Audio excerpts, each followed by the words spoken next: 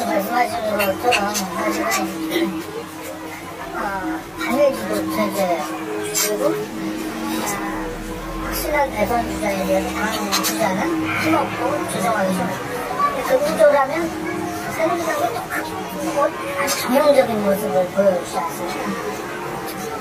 말은 뭐 최고위원이 있지만 실제로 대선 주자가 모든 걸 다 결정하는 구조고 또 당에서 잘 받아서 처리하려고 하는 출발 일성 자체가 그러니까 아주 잘 짜여진 팀워크를 참 보는 듯하고 근데 우리도 그렇게 가자라고 하는데 우리는 똑같은 주제와 구조로서 뭘 내용적으로 뭔 차별성을 줄 거냐 똑같은 형태로 잘 되는 사람도 있고 뛰어난 대선 주자가 그 차이는 좀 있겠지만 그런 같은 구조에서 뭘 줄 거냐 그런 문제에 사실은 분착하게 될 것 같아요. 만약에 구조상의 문제가 해결되더라도 그리고 저쪽에서 참 어떻게 보면 박근혜의 강점이라고 하는 몇 년 10년을 해오면서 별로 변하지 않는 원칙과 소신, 약속 이런 거를 기부장층 얘기할 내용은 잘 모르지만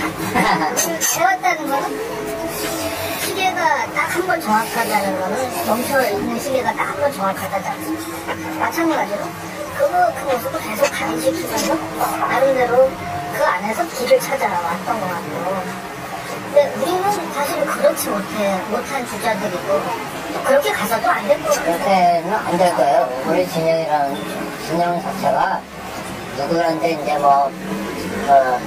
한 사람 1인 중심의 리더십을 매긴다는 거는 거의 불가능하고요. 그래서 그런 원칙과 소신, 강고함, 구축된 어떤 진지 이런 형태의 그것에 대응하는 관점에서 보면 우리는 결국 물과 같이 유연해야 되는 수밖에 없는 것 같고 그리고 진지론의 가장 큰 문제는 내부적인 붕괴만의 굉장히 크다는 거예요. 그냥 맨날 거기 안 붙이고 있으니까 총쏘고 나는 지네들끼리 총을 총쏘고 이런 사태가 벌어지는 거죠. 그 기회를 잘 포착하는 것보다 그러죠. 그렇게 유연하게 대응할 거냐 그 유연함이 잼을 계속 날리는 거냐 아니면 준비된 힘을 날리는 거냐 그건 잘 모르겠지만 많이 뛰어야 되는 건 분명할 거다. 왜? 그쪽은 지금 움직임이 적으니까 인파이트를 하던 마우스복수를 하던 간에 계속 잼을 날리면 힘을 날릴 준비를 하던 간에 많이 움직여야 되는 문제가 내가 보기엔 첫 번째 해결 과제인 것 같다. 근데 총선에서도 그렇고 대선에서도 많이 움직일 수 있냐 그거는 팀이 각자 잘 맡은 역할을 알아서 잘 해줘야 되는 문제인데 근데 거기서는 문제가 있으니까 그런 거잖아요. 원칙은 제가 보기엔 원칙이라기보다 돌파할 수 있는 뭔가 가능성은 분명히 있는데 그렇게 가기 위해서 무기와 그 원칙을 어떻게 사용할 거냐 사실은 총선에서 많이 배워야 되는 거 아닌가 이런 생각이죠. 그래서 대표적으로 부산에서 사실 갇혀가지고 못했잖아요. 대선 주자 자기가 얘기를 하진 않았어도 누구나 다 인정했지만 이사장이 그 안에 갇혀가지고 맨날 도보로 걸어다녔으니까 결국은 아무런 활동도 못하고 움직임만 죽이는 문제들도 지적했었는데 그게 아주 대표적인 것 같아요. 활발하지 못했던 것 같아요. 막말로 얘기하면 자기 지역을 포기하고 전국을 위한 지원 유세 다니는 게 훨씬 더 그 지역 사람들한테도 희망이 줄 수 몰라요. 그리고 충청권이고 강원을 놓친 이유가 뭐냐 그거는 사실은 저도 잘 모르겠지만 내부적으로 또 더 잘할 수 있는 부분이 있겠지만 그것도 분명 뭔가 원인이 있었을 텐데 그건 사실은 좀 잘 드러나지 않는 것 같아요. 어떻습니까? 충청과 강원은 제 이제 개인적인 생각인데 충청과 강원은 새로운 리더십이 사실 탄생한 거잖아요. 물론 이제 강원 같은 경우는 약간의 다른 상황이 되어버렸지만 거기에 대한 기대감이 분명히 있었다는 거예요. 근데 그 기대감에 부응 못했던 건 과연 왜 그럴까?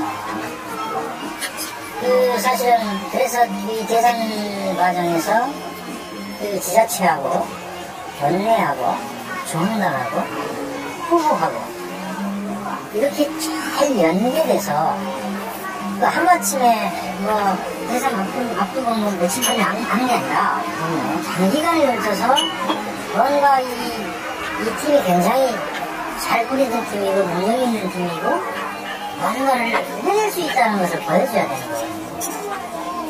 근데 이제 우리가 그 후보가 압도적으로 상대 뭐 새누리당 박근혜 부사 압도적인 정말 매력적인 후보가 있다고 한다면 그런가 한다면 문제는 다르죠.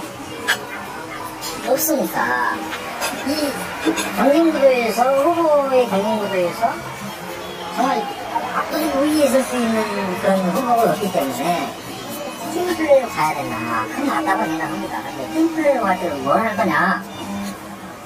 저는 그게 이제 어떤 문제냐면 정말 유능한 정당이라는 이 식을 공공적인 인식을 획득하는 것이 중요하다고 생각했어요. 그래서 뭔가 정책적인 부분에서도 결코 한나라당의 새누리당이 뒤지지 않아. 비전이 있어서도 마찬가지야. 한 정치적인 형태에 있어서도 마찬가지야. 그렇다고 보면 그게 장기적인 프로젝트입니다. 그래서 사실은 민주당 같은 경우는 1년 반, 2년 전서부터 유능한 정당 만들기 위한 정책을 가다듬고 그 정책 위주로 뭔가 커뮤니케이션을 국민들하고 하고 지속적으로 자기의 특정 분야에 특히 사회정치는 그래도 새누리당의 내부에서 강점이 있는 거잖아요. 그러면 그 강점이 있는 걸 부각을 시키고 그런 정책들이나 비전들을 쏟아냈고 그리고 좀 뭐라 그럴까 역량이 좀 취약하다고 인정을 받고 있는 경제 분야나 뭐 이런 분야는 새로운 인물이 좀 많았잖아요. 새로운 인물. 예를 들면 뭐 홍정학이 유종이 실제로 그 능력도 있으면서 충실하고 대중성도 있었고 전문성도 있었고 이런 사람들 몇 사람을 총선 때 사실은 그런 어떤 새로운 경제 팀을 만들어서 우리는 우리 경제는 앞으로 이렇게 갈 거다. 뭔가 좀 그런 면을 좀 부각시키고 하는 이런 소위 말하는 이벤트였거나 이런 것들도 자꾸 전혀 없었고 그러다 보니까 결국은 지금 시간이 완전 부족한 거죠. 저는 이번 6월 국회가 마지막으로 아마 그런 영향을 보일 수 있는 마지막 시간일 거다 생각합니다. 왜냐면 9월은 어차피 대정부 질문이 있고 하면 현 정권에 대한 실정에 대해서 비판할 거고 이쪽에서 비판하면 저쪽에서는 방어하면서 또 진흙탕 싸움이 될 거고 그러면 결국은 우리의 뭔가 가지고 있는 능력을 국민들한테 어필할 수 있는 시간이 없어요. 조금 이쪽에서 좋은 말 할 것 같으면 더 사고 칠 거야. 그러니까 그렇다고 보면 6월밖에 없는데 6월 국회 2월 국회 뭔가 뭘 어떻게 국민들한테 우리의 정말 정책이나 비전이나 보다 나은 걸 제시할 수 있을 것인가. 근데 총선 전에 시민통합당하고 이제 합당하기 전에 사석에서 이런 말을 했어요. 비례대표를 노동 여성 이런 식으로 이제 분야별로 주는데 노제별로도 필요하다 했잖아요. 예를 들어서 뭐 양극화라든가 이런 것들이 그냥 노동의 문제나 경제 문제만 아니고 그냥 막 섞여 있잖아요. 사회적 문제가 이제는 융합되어 있단 말이에요. 그래서 수호를 한번 해보자. 양극화 문제라든가 그다음에 비정규직의 문제라든가 이런 거는 이제 불합리의 문제잖아요.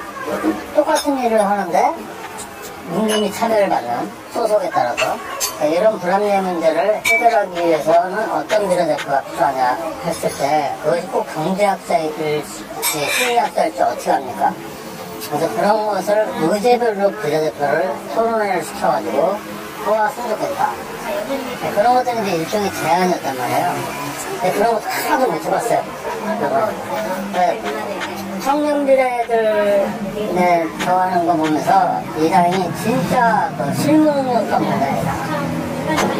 그러니까 청년 비례를 했을 때 승자만이 중요한 게 아니라는 거예요. 390명의 청년이 정치를 참여하겠다고 나선 거예요. 국회의원을 해보겠다고. 그거 대단한 겁니다. 걔네들이 세상에 국회의원이 아무나 하는 것도 아니고, 그 390명이 패자가 되면 안 된다. 다승자가 돼야 된다.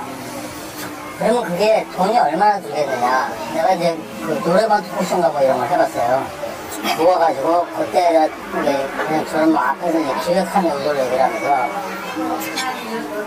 예를 들어서 4급 보좌관이 2명이고, 5급 비서관이 2이고 뭐 쭉 되잖아요. 그거를 쉐어링을 하면, 너네들 원래 기본급여를 따지면 한 20명은 보좌진 꾸릴 수 있다.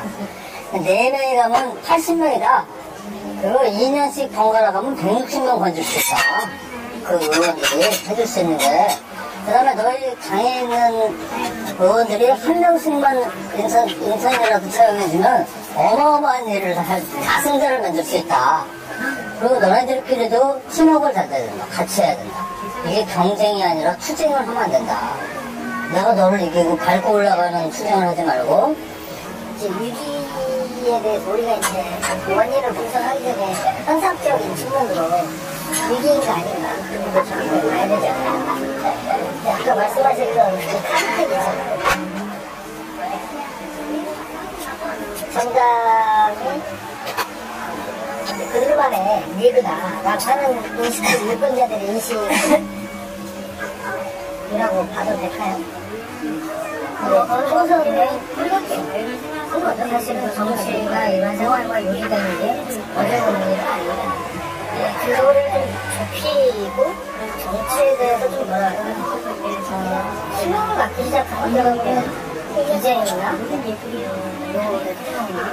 이재용이 받으시는 발벗고 뛰면서 근거를 그렇지만 그게 어떤 평가를 받던 중에서 뭔가 좀 참여할 수 있는 기회를 제공했던 게 저는 사실은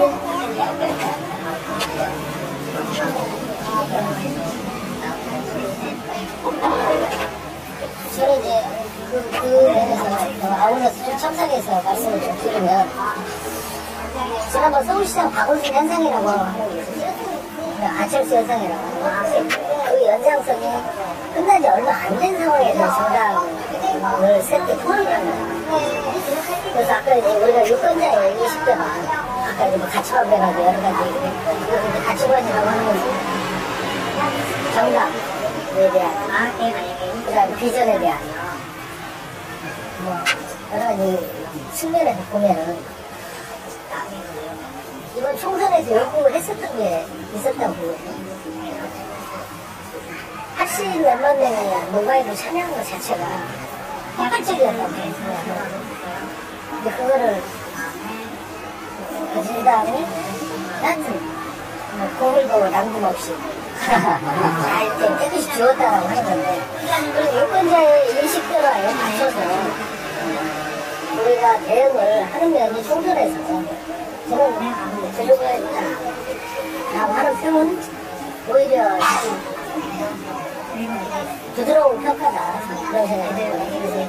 지금 유권자의 변화에 대해서 정당의 리더십을 어떻게 해야 되고 정당의 형태는 어떻게 해야 되고 이런 문제에 대한 것을 너무나 지금 찾지 못한 상황 아니야 이런 생각이 들어요. 그래서 아까 유권자들의 인식 변화를 이거 총선 이전에 이렇게 변화의 지점이 있었고 또 이후에도 저는 그 변화의 지점이 유권자 인식이라고 생각하거든요. 그러면 총선에서 잘못 대응을 했으니까 대선 때는 과연 탈정당이라고 하는 표현으로 쓸 수 있을지 같이 수사를 하고 있으니까 그런 현상들에 대해서 우리가 정당의 새로운 변화와 혁신 문제를 어떻게 봐야 될까? 사회적인 갈등의 문제나 여러 가지 문제를 저작권 면에서 정당이 풀지 못하기 때문에 거기에 대한 그 반대급부로 막말로 사실은 탈정시화를 이야기하는 거죠. 근데 제가 볼 때 총선 때는 분노라는 게 있었어요. 총선 이전에 이 분노라는 게 있었는데 이 분노와 기대가 섞여 있었던 겁니다. 80만 인구가 이렇게 선거인단이라는 것은. 그런데 이 분노 역시도 약간 인수를 못 해줬고